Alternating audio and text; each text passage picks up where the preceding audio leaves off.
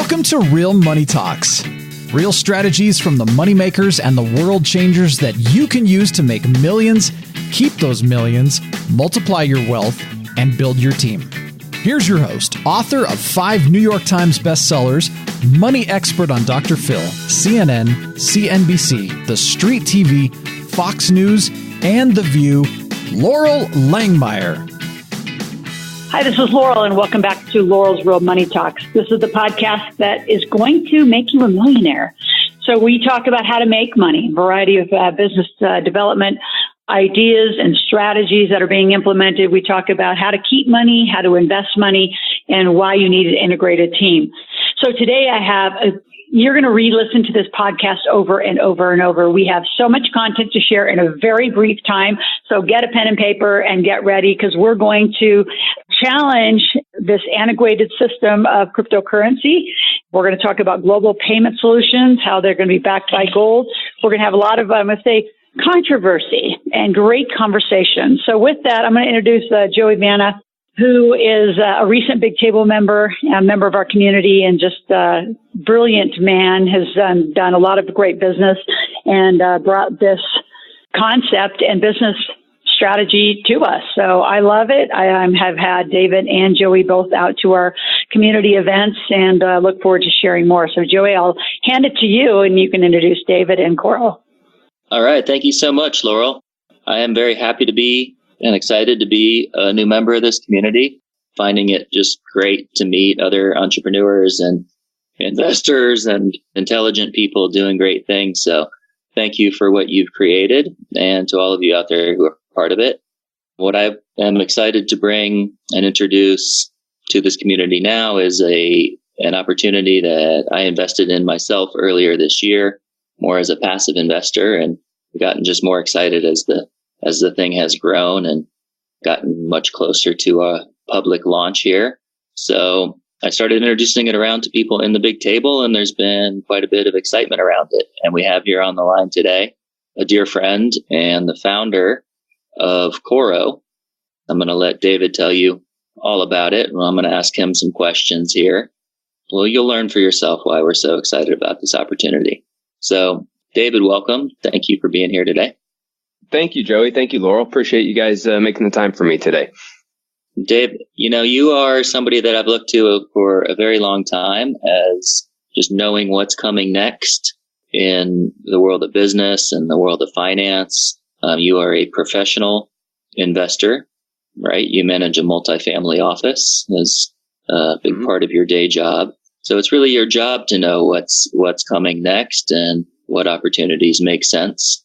And I came to you several years ago when I was trying to make some sense out of this cryptocurrency madness that had just seemed to taken the world by storm and everybody was getting involved in. And I just, for myself, I couldn't make any sense of it. So I came to you. And why don't you give the listeners out there and myself a brief thought on where you think this world of cryptocurrency is going? Yeah. Well, first of all, this is really exciting to me. And, one of the things I appreciate both about our friendship and the opportunity with you being involved with Loral is that you guys are so big on financial education, which is something that really, really, really matters to us. I shared much of your confusion as well, even though it is my job on a professional basis to be looking over the horizon and navigating new investment trends and themes for clients. The area of crypto is really a whole different animal. And there's a lot of confusion out there and a lot of misunderstandings with the way that it really works. So it's exciting to be able to share some of the things that we dug into. So the first thing that I would share with, the audience here today is that crypto is not new. It's been around for almost a full decade now, which is important to understand because in the technology field, a lot of things can happen within a decade. And a lot of the enthusiasm around Bitcoin, which was really the first thing that hit people's radar in cryptocurrency, is that that's a network that's now 10 years old. And we're seeing some of the drawbacks of a technological network that has not been updated despite the enthusiasm for it to go forward. So when we came into the space, we looked at this and we started to unpack it. And so I've got a background in fintech. My previous business before the multifamily offices, as you're aware, Joey, was that I ran an electronic trading platform for Wall Street. and it was an institutional platform. So all our customers were Wall Street banks, effectively. And when you build platforms for Wall Street, the level of tech that you have to go through and the regulatory landscape is very heavy because you're doing high volume transactions. They're high value transactions. And so there's a lot of safeguards that you have to have in place. And when we first started looking at the cryptocurrency area, the very first thing that jumped out at us was that there were no safeguards. There were these things that were being promoted as digital assets that were safe, secure, you could hold them. Yet we saw people having their money stolen from them on a regular basis. And that's still happening today. Here it is 10 years later, and people are still getting robbed for their Bitcoins and other digital assets. So when we looked at it, we came to the conclusion that there were a couple key flaws with Bitcoin and blockchain in general. And those flaws at the very beginning is, number one, is that Bitcoin has been promoted as a type of digital currency that is a digital gold. Now, as somebody that has been a long-time investor in gold, we reject this notion that Bitcoin is like gold. So Bitcoin is designed with a limited supply. Yes, that's true. That's like gold. Bitcoin even has this algorithm that requires digital mining, very much like the physical gold market that has real mining. And it has these things that mimic gold. But there's one thing that the community missed when treating Bitcoin like gold. And that was that there is an actual real physical barrier to real gold. It's an element on the periodic table. The other three main precious metals that are out there on the periodic table are silver, platinum, and palladium. And as I often say, unless we get hit by a comet that introduces some sort of new precious metal to the periodic table, there's nothing else to compete with those precious metals here on Earth. However, with digital currencies, as we've seen from 10 years ago prior to today, there's now 40,000 other digital currencies that have been invented since then. So while there may be a limitation in the number of Bitcoins, there's no limitation in creating other digital currencies. So that's a huge, huge, huge issue. There's tons of competition for that. So that's a flaw in the systems. The second flaw is the speed issue. So Bitcoin is designed to transact and do it in a secure fashion, and it's transparent, but it's dreadfully slow. So today's Bitcoin transactions transact at about 4 transactions per second. This is impossible to commercialize. There's no way you could have that in a modern world where we're used to making digital payments on, MasterCard or Visa card. And MasterCard and Visa card, by the way, transact at about 25 to 35,000 transactions per second. So not only is Bitcoin slow, but it's actually slowing down because of this ever complicated algorithm that requires that. It necessitates that. So we saw that as problem number 2. But the third problem that we identified is a really interesting one, and is something that, for the audience that did pull out their pen and paper, they should really take some notes here, is that the third piece here is that the way that Bitcoin was designed, in our perspective, was as a really good first draft. So Bitcoin is technically 2 pieces of technology that are melded together. One is Bitcoin with a big B, which represents the ledger, the network. That's where transactions are recorded. And then there's Bitcoin with a little b, which is the actual token itself. So when we hear about the price of Bitcoin in the news and read about it online, that is the token. You cannot use the network without employing the token. You cannot use or transact in the token without the network. Now, at first, that may seem like a rational thing to have, a network and a token together. They seem like they would go together like peanut butter and jelly, but in fact, they do not. It creates a lot of problems from an economic perspective as far as whether or not something actually makes good digital money. And to use an analogy that I think is relatable for the audience here, I want you to imagine that when you use your ATM, which is part of the bank networks, that affects the value of the money that you pull out. So if you were to go to an ATM and punch in a withdrawal of $200 and the ATM spat out $140 or $370, you would find that very dysfunctional for your everyday operating needs. You don't want the impact of a network to affect the value of your unit of account, medium of exchange, and store of value. And this was something that we spotted as being deeply misunderstood by the community and was something that would have to be evolved past that before you could actually see commercial transactions. So those are the key pieces there. Speed's an issue. There's no limits to being able to compete with it. And you have 2 pieces of technology that are stuck together, which make it very clumsy to actually be any type of store of value and used as money. So I'll just kind of pause there and let everybody digest that. Yeah, there's quite a bit to digest there. So what I'm hearing you say is this Bitcoin or this blockchain network as it relates to cryptocurrency or creating any sort of digital currency, that the technology is out of date. It's not evolved to a point yet where these ideals of cryptocurrency that everyone got excited about could actually be realized. That's correct. So the spirit of it is very appealing and exciting, right? The spirit of Bitcoin was that we've been coming out of a world where it does not seem fair access to financial services, and it doesn't seem fair that central banks are printing money with reckless abandon. So Bitcoin was born out of the last financial crisis in 2008, 2009. And people said, hey, you know what? This is ridiculous. Banks are being bailed out to the tune of trillions of dollars in the US and globally, and they have not been good stewards of my money. And I would like something that's independent of the current existing financial system. And to that, Bitcoin's spot on. And I think that's why the industry has raised billions of dollars from all over the globe, because that's a shared concern amongst global citizens that maybe things are not all they're quacked up to be in the financial system. And people are scared. So in that part, it was right. But the actual mechanics of deploying that are a totally different matter. You do have to deal with the real regulations. And that's really the fourth challenge that Bitcoin faces, is how on earth do you transact in a highly regulated environment?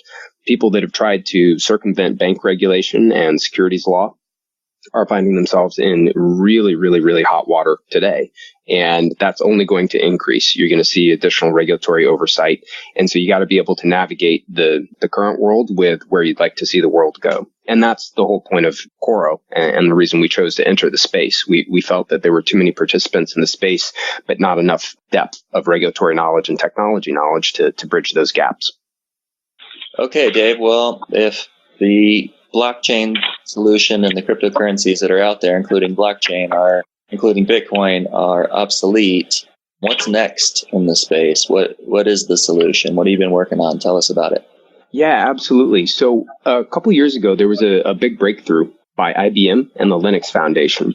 And what they did was they were able to create a blockchain system that doesn't require a token as part of it. So as you heard me saying earlier, one of the challenges and drawbacks to Bitcoin, as well as many of the blockchain systems that are out there, is that they require a token. They necessitate a token to be able to record anything on the ledger.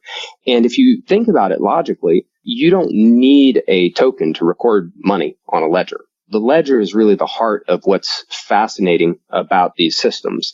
So there was a big breakthrough. Hyperledger was the system that was created by Linux and the Linux Foundation and IBM.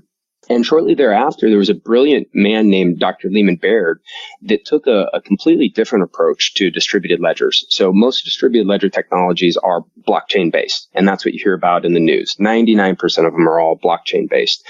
But there's actually a separate branch of distributed ledger technology, which is called Directed Acyclic Graph. And without getting too technical for the audience here, let's just say that it's fast, really, really, really, really blazing fast. And Dr. Lehman Baird, who's a career computer scientist, came up with an algorithm to guarantee mathematically that everything on that ledger, all those databases and servers, would come into 100% consensus on a transaction. So no token necessary, super fast, and 100% certainty. And you can imagine what a huge breakthrough that is for financial transactions, because you need that level of security and consistency to be able to transact. So we got excited when we discovered that, and we created a company called Coro. And Coro is a global money transmission company committed to making cross-border transactions cheaper, faster, and more secure. And what we've done is we're the first company in the world to use Dr. Lehman's technology, the hashgraph consensus algorithm, and to deploy that in financial transactions in a fully regulated environment. So as a money transmitter, we're required to be regulated in every country in which we operate. We have our federal license in the United States right now, and working on several of our state licenses for our launch in January of next year. And what we're doing is, what we see the opportunity set is resolving a couple of the bottlenecks in financial transactions. So number one, being able to send money in real time.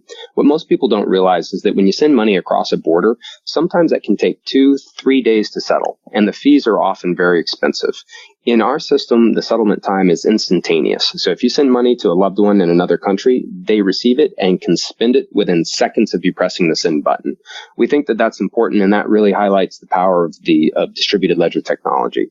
Second, you can send without limits. So for anybody in the audience that's, had the opportunity to use Venmo, Cash App, Zelle, or any of the other peer-to-peer apps, one of the things that you probably noticed is that while they're really convenient, they're good technology, is that you have limitations with how much you can send. You can't buy a house using these mobile apps. You can't send somebody $100,000 or do any type of commercial transaction. And we feel that that's a big limitation in the financial system right now, and especially when you're doing international transactions. So we've integrated a really interesting set of technology for anti-money laundering and know your customers that removes those limits. So customers can do micro transactions, or they can do large value transactions on our system without having to leave and go back into the traditional banking system. So that's the second piece. But the third piece is probably what the audience is going to find most interesting, is that with our career in finance and being global macro guys, where our job is really truly looking at the winds of change and how that's going to affect markets and economies, we believe that the next financial crisis is on the horizon, that the problems from 2008 and 2009 were really just swept under the rug, and the magnitude of, debt leverage in the system is going to come back and bite us all in the butt. And because of that, what historically happens in these types of conditions throughout civilization is that gold rises as a stable currency and a real currency. So we see gold as a currency that's been in use off and on for over 5,000 years. It's effective, it's familiar, it's global. And so what we've done is, in addition to being able to transmit regular fiat government-backed currencies on our system, we have created a system that allows you to transact in actual gold. So you have the benefit of using the oldest currency on the planet, but also combined with the most modern technology. So you have the convenience of that. If you wanted to walk into a cafe or a restaurant and be able to purchase your dinner or your coffee with gold, you will be able to do that with our systems starting in 2020 in the United States. So we think that that's exciting, and we think that as financial instability increases, that there will be a growing preference for consumers and commercial clients to transact in gold, especially internationally. So we're creating the systems and tools to make that doable. Wow, that's really exciting. So what you're saying is you're going to be able, instead, the future of cryptocurrency isn't crypto at all. It's going backwards to a gold standard.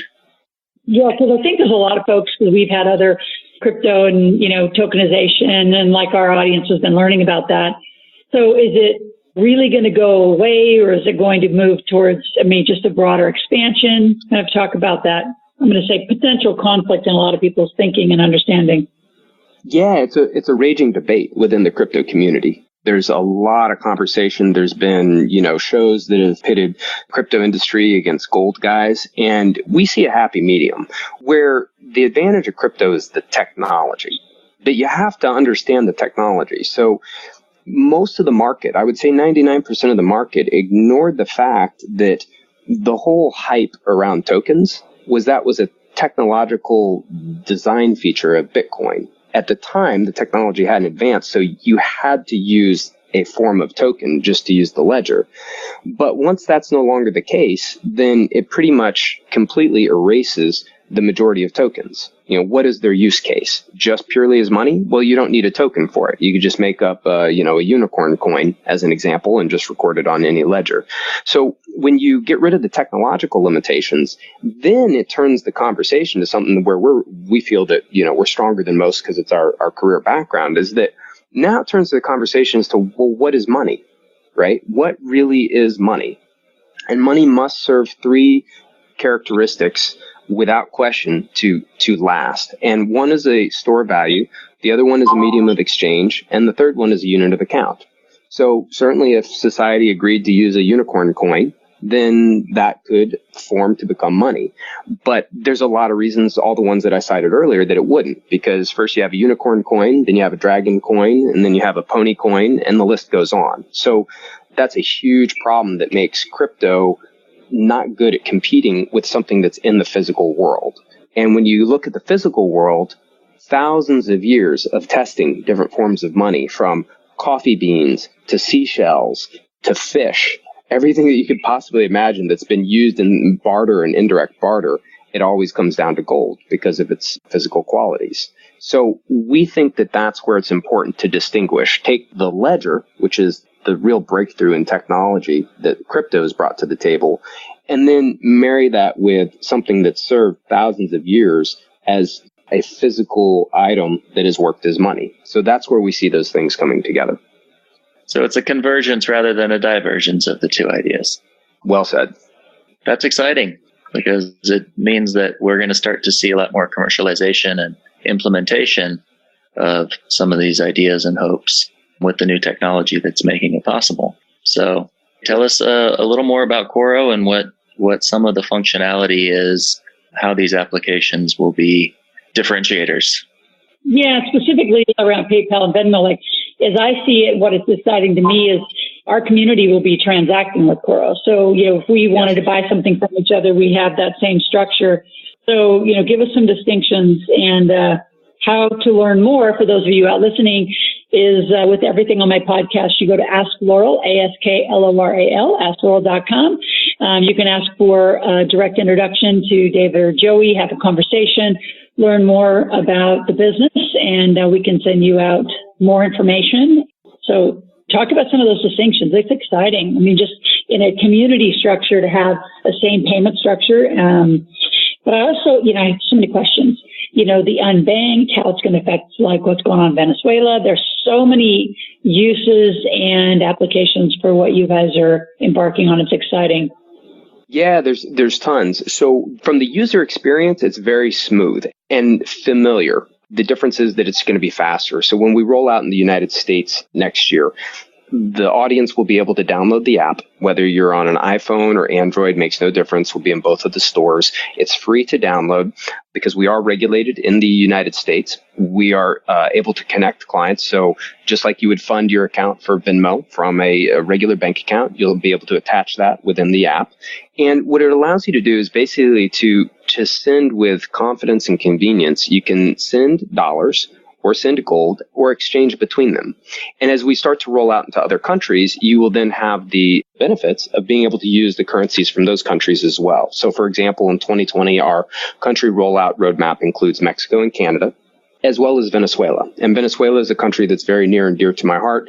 My brother and I used to have a foundation for the country. And for those that are listening, you're probably aware that Venezuela has been in the midst of a currency crisis for almost a decade itself. And, it's really the heart of the crisis is the government control over the currency and the way that they've eroded it. So we are very excited. We're working with the United Nations recognized government to obtain a money transmission license there. And we hope to be introducing Coro into Venezuela in Q1 of next year, which is tremendously exciting. So Americans and Venezuelans will be able to transact seamlessly without limits. And to touch on the unbanked, Loral, I'm glad you brought that up because that's something that everybody would like to see. So the United Nations has put a statement out. They want to see countries focused on financial inclusion. And we spent a lot of time looking at this, and we realized that the bottleneck for financial inclusion, it's a regulatory issue more than anything else. It's not a big tech issue. It's a regulatory issue. So in Mexico and Colombia, Latin America, and around the world, the cost for banks to service customers with low balances but high volume is too expensive. It actually costs them more money than they'll ever make on that. But because we've streamlined the compliance aspects into our technology, we can do that compliance for pennies on the dollar, yet do it more comprehensively than existing banks do, which makes regulators happy and feel secure that we're combating money laundering and terrorist financing. We do all those things and then some, but we can serve the unbanked. And to put a number on this, there's 1.8 billion smartphone users worldwide that have no access to financial services. So thanks to Coro, we'll be able to provide financial services to that large, part of the population with ease and convenience, making it more secure for them to transact and be included in global commerce. So we're very excited about that. So give us a little time frame, David. So Coro's already a publicly traded company. and just kind of give us a timeline of the application coming out, our ability to use it, give a little structure to it. And again, those of you that are excited about it, want to learn more, we do have a whole formal presentation I can send out to you. So go to AskLoral.com, make a request there, and we'll get it right out to you, and we'll continue our conversation. And we'll be bringing these guys back to our podcast. But give some timeline before we end today. Yeah, so we expect to do our soft launch in Q1 of next year. Any of the audience members that are listening today, definitely please visit Loral's website. Leave your information there. We'll make sure that you're on our first list of users so that you have first access before anybody else. We invite you guys all to try the app, test it out, and give your feedback. So you'll have a first look thanks to the relationship with Loral. But yes, we plan on rolling it out in the United States in the first quarter. And then we'll start our international expansion, including Venezuela in Q2. And then Mexico and Canada as we start to head into Q3 and Q4. And then from there, we'll grow through Latin America and then looking at Europe from there. So for those of your audience members that, have relatives or do business in the Americas, you're going to find this app a lifesaver and something that's, makes it convenient and cheap to be able to transact, to send money to loved ones, or just to be able to collaborate and cooperate with business people in other countries. So that's our rollout roadmap. Awesome. Well, I appreciate you being on, Joey. Any final words for our audience for this moment as we be back as this business and the project continues to develop? Yeah, just to reach out and connect. Love to hear from you guys. If this opportunity is something that's interesting, great. If not, you've got things you want to discuss, we're here to be a part of it. And thank you for having us. Thanks, Dave. Thanks, Joey. And again, those of you that want to know more about Coro, it's Coro, if you're curious about it. And right now, if you went to the app, you would just be getting in line for it to be released. So come on over to AskLoral.com and ask a question, make a request, and I will make sure that we follow through with you and continue our progress reports as the project unfolds. So thanks, you guys. And again, those of you that are on a regular listening of our podcast, we'll be back again next week with more. And as we head towards the end of the year, we'll be wrapping up and making sure that, taxes are structured, your qualified plans are structured, and what you need to make sure that 2019 is the best you can make it will be coming in the next few weeks. Take care. We'll talk soon.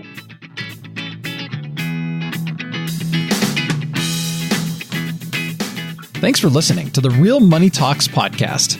Your host has been Loral Langmeyer, author of 5 New York Times bestsellers, money expert on Dr. Phil, CNN, CNBC, The Street TV, Fox News, and The View.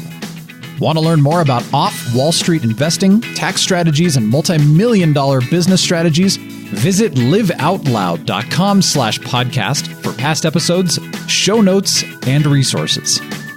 For some special wealth-building gifts only for Loral's podcast listeners, visit liveoutloud.com/podcast gifts. Do you have a burning question for Loral? Visit AskLoral.com to submit your question, and it may just be covered on a podcast episode. So stay tuned and be sure to subscribe to get new episodes every week.